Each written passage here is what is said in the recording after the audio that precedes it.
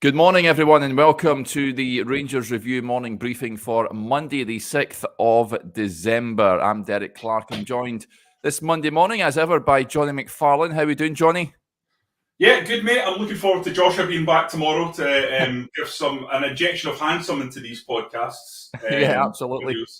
But also, I think probably people are getting a little bit sick of our mugs now, and they want a wee bit of variety. So, yeah, looking forward to Joshua getting back. And for one of us maybe to take a back seat, and that person will be me. Yeah. Before we do that, as ever, folks, loads of you now subscribing to our YouTube channel. Thank you very much for doing so. If you haven't already done so, just hit the subscribe button and you'll never miss a video when we go live. Aldo's got in touch this morning. He thought this was not happening today, lads. Good morning, Derek and Jonny. That's my fault, Aldo. I was late to the party this morning. There's only one thing to talk about, Jonny, and that was another victory under Giovanni van Bronckhorst at Ibrox yesterday, beating Dundee by 3-0, 3 going on 6 or 7, I think, had it not been for some brilliant reflexes from the Dark Blues goalkeeper.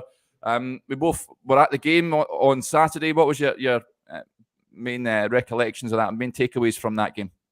I thought Rangers were terrific, Derek. I've got to be honest. I'm going to pull my mic in so you can actually hear me. I thought they were really good. Pardon me. All throughout the game, they dominated. Dundee really didn't offer any threat whatsoever. Even their creative players, and they've got a few. They've got some guys who've got a history of scoring goals and creating stuff. But like Charlie Adam, just didn't really get involved in the game. Rangers were really aggressive, front foot pressing, and just suffocated the life out of them. And as you say, Derek, it felt like it could have been an 8-0. It was one of those games. Now, I've had a wee look at the expected goals this morning, and it was around. I think the expected scoreline was basically 3-0. I think it was 2.98 expected goals for the game. But I suppose Rangers had a lot of good opportunities that maybe wouldn't be high XG, but still decent.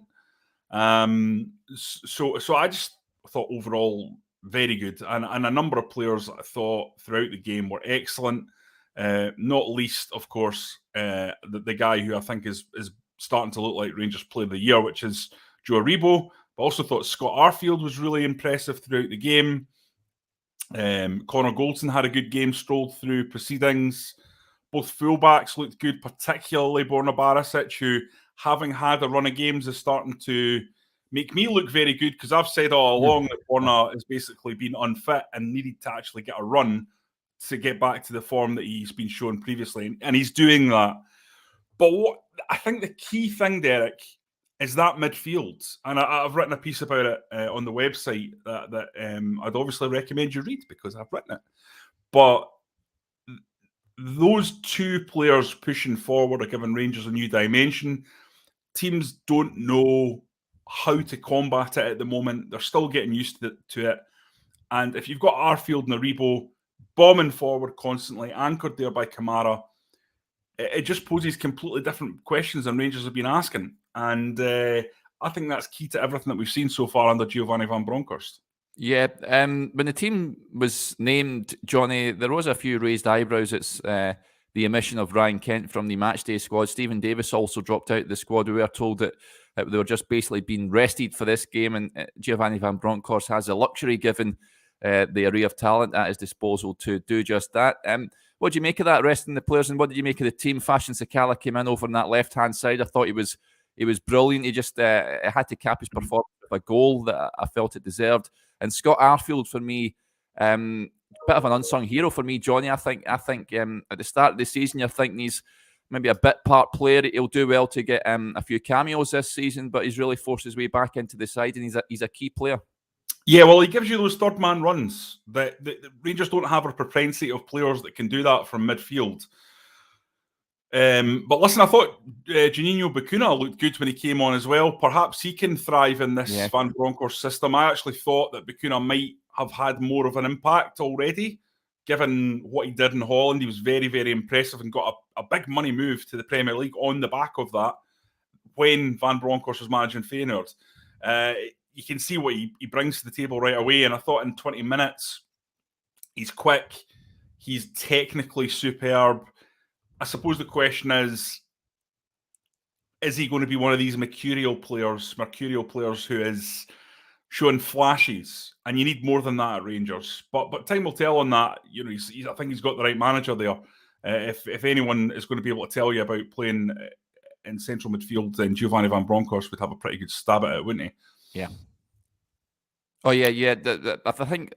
I think the issue for Bacuna, for me, Johnny, and I do believe he'll start on Thursday, incidentally, but there's just so many players ahead of him. And you've touched on this last week with regards to they're just a bit top-heavy, Rangers, in that department, and it's really difficult for Bacuna to dislodge the likes of Aribo. Scott Arfield's in there as well. You've got Ryan Jack, who came back and got a bit of a cameo on Saturday. Scott Wright, I felt, did really well when he came on, really positive. He made an instant impact when he came on, and that's just what he offers you, that down that right-hand side where he can just skin a man and beat him for pace, whereas you miss that with Hadji. You give that up, don't you? I really don't think it's working Hadji as a right winger. I get why he's in there. Giovanni Van Bronckhorst clearly thinks Jannis Hadji is a top player. I think we all do. Anyone who's watched him over the last couple of years knows what he brings to the table. But you saw the difference that an injection of pace, trickery and direct running brought to that side of the team. It was like night and day after Scott Wright came on. And listen, Scott Wright has got his own issues as a player.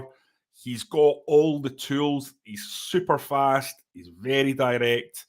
And he can beat a man, but he has to get that final product right to become a truly top player.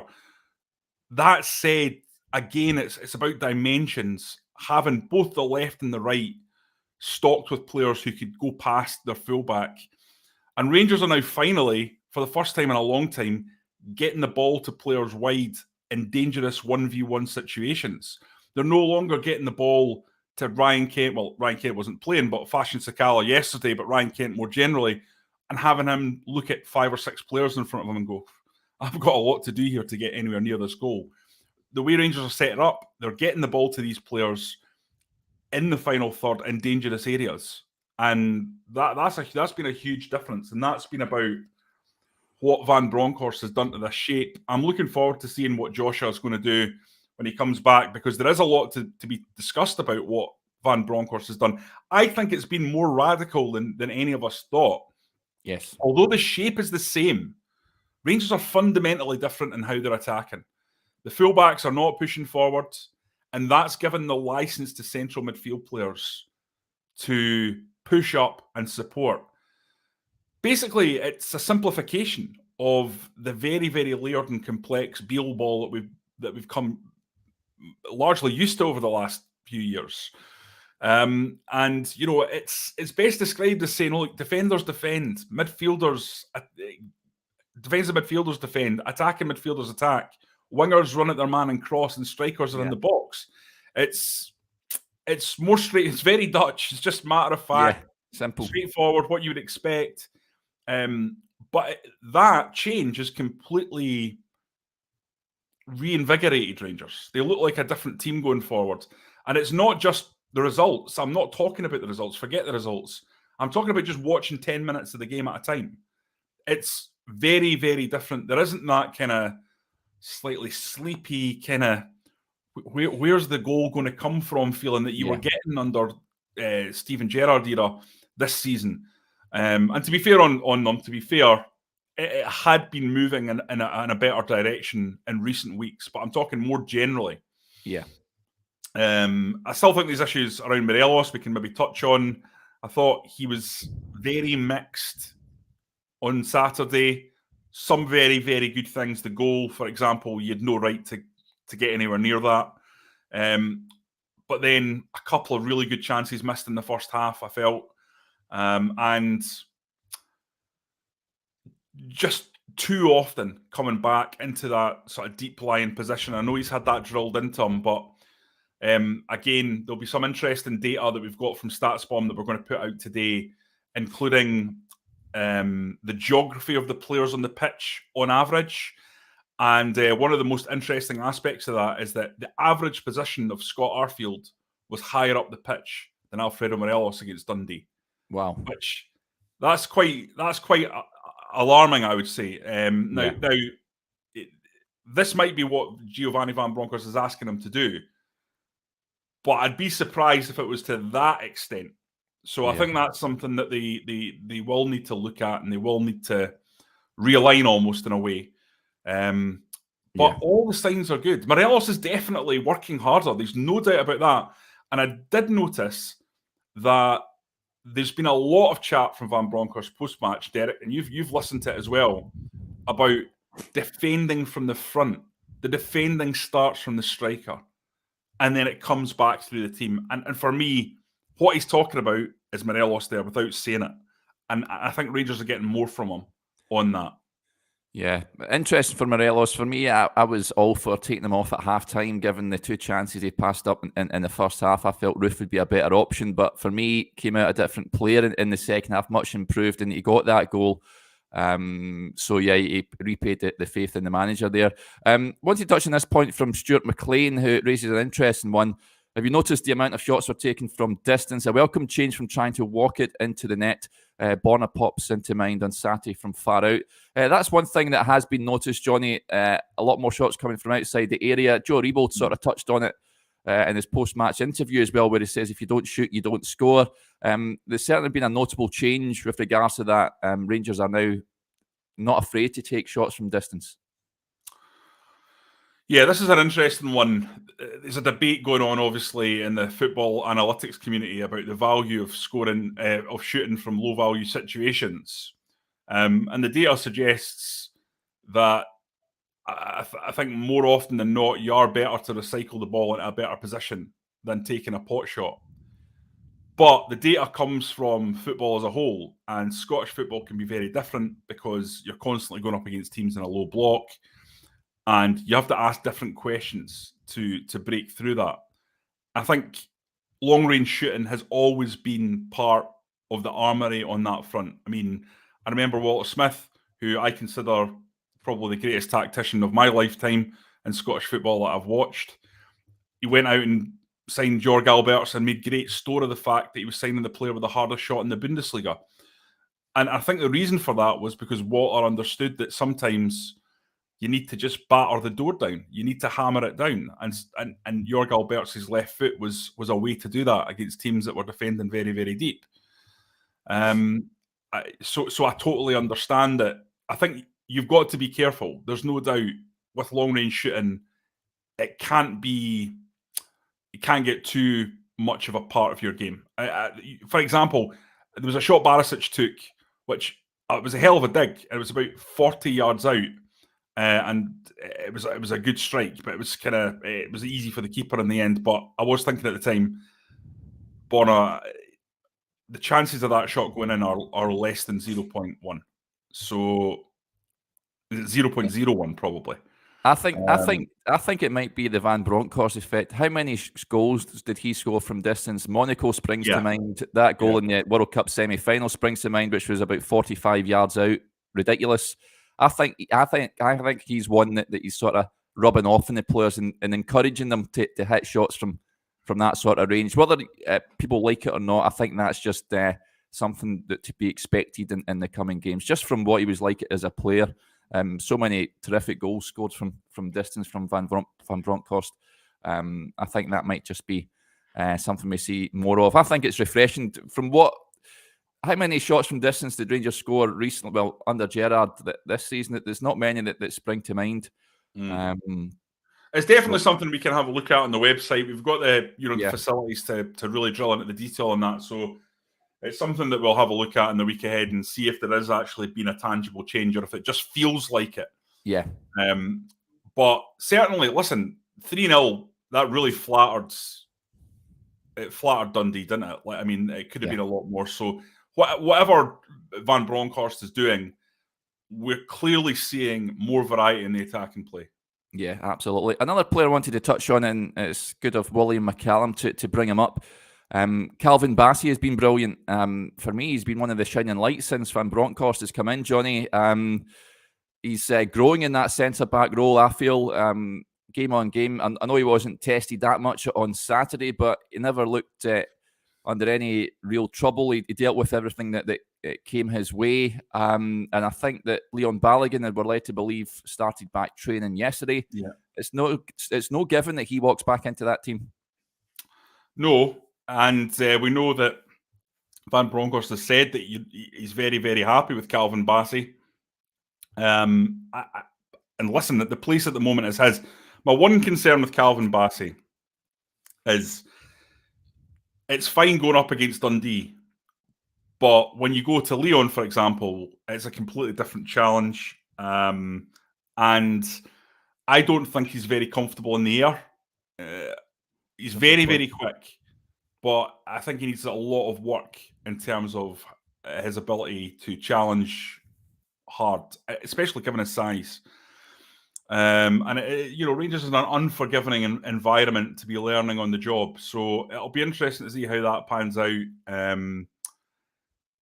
There's a lot of evidence to suggest, Derek, that when Connor Goldson leaves, and I'm assuming that he will leave based on what we've seen, I don't know anything. I'm not ITK on this. I'm just judging it based on what has happened to this date. And the fact is that Connor Goldson can talk to clubs in about 25 days about signing for them next season. And I would imagine, I would be very, very surprised if Aston Villa weren't going to be interested in opening talks for him based on his relationship with Gerrard and the fact that he'd be available for such a low fee, for example, in January or nothing in the summer.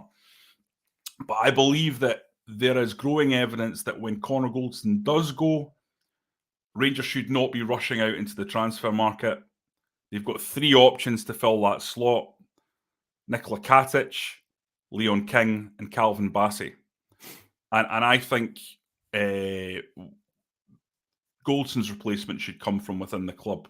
And it'll be interesting to see if Giovanni Van Bronckhorst will go into the youth department and give Leon King a chance, for example. Bassey is already there, obviously. He can play left back or left centre back.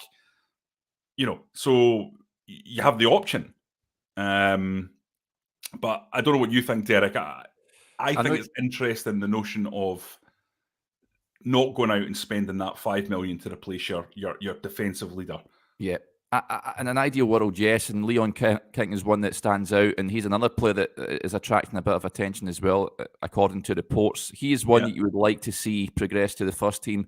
I just feel if the likes of John Souttar is available on a pre-contract, or very much like a Connor Goldson situation, I don't think that's a player that Rangers should be turning their nose at, if you know what I mean. He's a standout performer for Hearts, very much part of the reason they're doing so well this season. Of course, recognised with a Scotland call-up recently. I think he could be a model replacement for him, but we'll soon find out. I'm with you, Johnny. I think Connor Goldson's time at Ibrox is nearing an end as well, and it's going to be up to Giovanni Van Bronckhorst to decide what is the future central defensive partnership. So it'll be interesting to keep an eye on it. Just on that, I'm seeing a few comments about Leon on Thursday, Derek. Certainly, the discussions I was having with people in the ground make me believe that we're going to see quite an experimental lineup on Thursday. I think the focus will be on the Hearts game very, very much. And listen, maybe that won't be a surprise to many people because obviously, the Europa League is done and dusted. But at the same time, there's good prize money for a draw or for a win. And Rangers, of course, have won in Leon in the past. Yes. A couple of times. So yeah. I think it'll be an interesting game just to see what kind of side that Giovanni Van Bronckhorst goes with and how big an effect the changes will have on the team. But I would certainly think that the absolute priority will be Hearts, and that's what I've been led to believe. Yeah. Okay, that'll do us there. Just a quick birthday shout out. We don't normally do this, but Aldo gets in touch. He's wants a wee birthday shout out for his wee sister. She's a right good bear. So there you go, Aldo. Hopefully your sister has a great day. Okay, that'll do us there. Thanks to everyone getting in touch as ever. Really appreciate the comments coming in. Remember, if you've not already done so, just hit the subscribe button on the YouTube channel if you're watching us on there. And if to take advantage of the Rangers Review website as well, make sure you subscribe to that. Just £2.99 a month to support top quality journalism covering the club you love. Just head over to rangersreview.co.uk/subscribe. Okay, we'll be back tomorrow morning as we look ahead to the big game on Thursday night. But until then, enjoy the rest of your Monday.